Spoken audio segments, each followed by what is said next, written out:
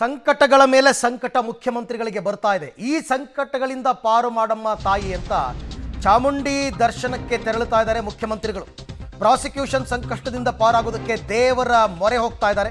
ಇವತ್ತು ಬೆಳಗ್ಗೆ 10 ಗಂಟೆಗೆ ಚಾಮುಂಡಿ ಬೆಟ್ಟಕ್ಕೆ ಸಿದ್ದರಾಮಯ್ಯನವರು ಬರ್ತಾ ಇದ್ದಾರೆ. ಚಾಮುಂಡೇಶ್ವರಿಗೆ ವಿಶೇಷ ಪೂಜೆ ಸಲ್ಲಿಸಲಿದ್ದಾರೆ ಸಿಎಂ ಸಿದ್ದರಾಮಯ್ಯ.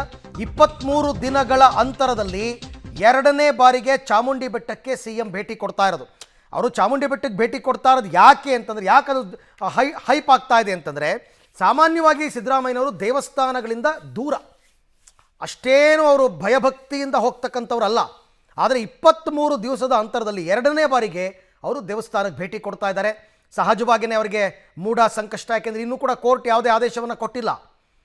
ಸೊ ಹಾಗಾಗಿ ಈಗ ಮತ್ತೆ ಚಾಮುಂಡಿ ಬೆಟ್ಟಕ್ಕೆ ತೆರಳುತ್ತಾ ಇದ್ದಾರೆ. ಅವರಿಗೆ ದೇವಸ್ಥಾನ ಅಷ್ಟು ದೂರ ಆದರೂ ಕೂಡ ಅವರ ಪುತ್ರ ಮತ್ತು ಅವರ ಪತ್ನಿಯವರ ಬಹಳ ಭಕ್ತರು, ದೇವಿಯ ಭಕ್ತರು. ಹಾಗಾಗಿ ಅವರು ಕೂಡ ತೆರಳುತ್ತಾ ಇದ್ದಾರೆ. ಈ ಬಗ್ಗೆ ಕೂಡ ಮತ್ತಷ್ಟು ಮಾಹಿತಿ ನನ್ನ ಕೊಲೀಗ್ KP ನಾಗರಾಜ್ ಅವರಿಂದ ಪಡ್ಕೋತೀನಿ. KP, ಇರಲಿ ಬಿಡಿ, ಇವಾಗ ಸಂಕಟ ಬಂದಾಗ ವೆಂಕಟರಮಣ ಅಂತ ಅವರು ಇವಾಗ ದೇವಸ್ಥಾನಕ್ಕೆ ಹೋಗ್ತಿದ್ದಾರೆ, ಹೋಗಲಿ. ಬಟ್ ಈಗ ಈ ದಿನೇಶ್ ಕುಮಾರ್ ಅಮಾನತ್ತು ಆದೇಶ ಪ್ರತಿಯ ಬಗ್ಗೆ ಮುಖ್ಯಮಂತ್ರಿಗಳ ರಿಯಾಕ್ಷನ್ ಏನಿರುತ್ತೆ ಅದು ನನಗೆ ಬಹಳ ಕುತೂಹಲವನ್ನು ತುಂಬ ಕುತೂಹಲ ಉಂಟು ಮಾಡ್ತಾ ಇದೆ. KP, ನಮಗೂ ಕೂಡ ಅದೇ ರೀತಿಯಂಥ ಕುತೂಹಲ ಇದೆ ಅರವಿಂದ್. ಆಗಾಗಲೇ ಆ ಕಾರಣಕ್ಕೋಸ್ಕರವಾಗಿ ನಾವು ಕೂಡ ಮುಖ್ಯಮಂತ್ರಿಗಳ ಮನೆಯ ಮುಂದೆನೇ ಇದ್ದೀವಿ. ಇನ್ನೇನು ಕೆಲವೇ ಕ್ಷಣಗಳಲ್ಲಿ ಮುಖ್ಯಮಂತ್ರಿಗಳು ಕೂಡ ಬರ್ತಾರೆ. ಏಕೆಂದರೆ ಮೈಸೂರಿನ ಮನೆಯಲ್ಲಿರುವಂಥದ್ದು, ಇಲ್ಲಿಂದ ನೇರವಾಗಿ ಅವರು ಚಾಮುಂಡಿ ಬೆಟ್ಟಕ್ಕೆ ತೆರಳುವಂಥದ್ದು.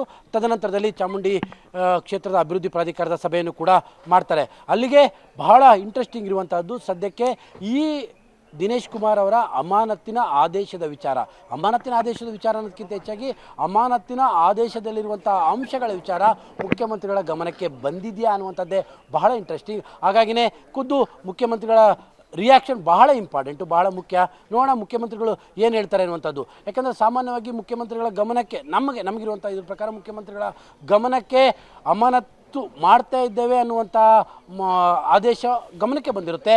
ಆದರೆ ನನಗಿರುವಂಥ ನಾಲೆಡ್ಜ್ನ ಪ್ರಕಾರವಾಗಿ ಈ ಎಲ್ಲ ಅಂಶಗಳು ಕೂಡ ಮುಖ್ಯಮಂತ್ರಿಗಳ ಗಮನಕ್ಕೆ ಬಂದಿರುವಂತಹ ಸಾಧ್ಯತೆಗಳು ತೀರಾ ಕಡಿಮೆ ಇದೆ.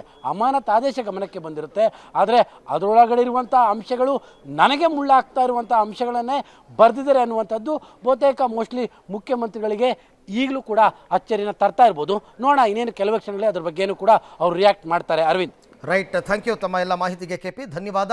ಸೊ ಅಲ್ಲಿಗೆ ಒಂದಂತೂ ಸ್ಪಷ್ಟವಾಗುತ್ತೆ, ದಿನೇಶ್ ಕುಮಾರ್ ಅವರನ್ನು ಅಮಾನತು ಮಾಡ್ತಕ್ಕಂಥ ವಿಚಾರ ಸಿದ್ದರಾಮಯ್ಯನಿಗೆ ಗೊತ್ತಿರಲ್ಲ ಅಂತ ನಾನು ಅಂದ್ಕೊಳ್ಳಲ್ಲ, ಗೊತ್ತೇ ಇರುತ್ತೆ.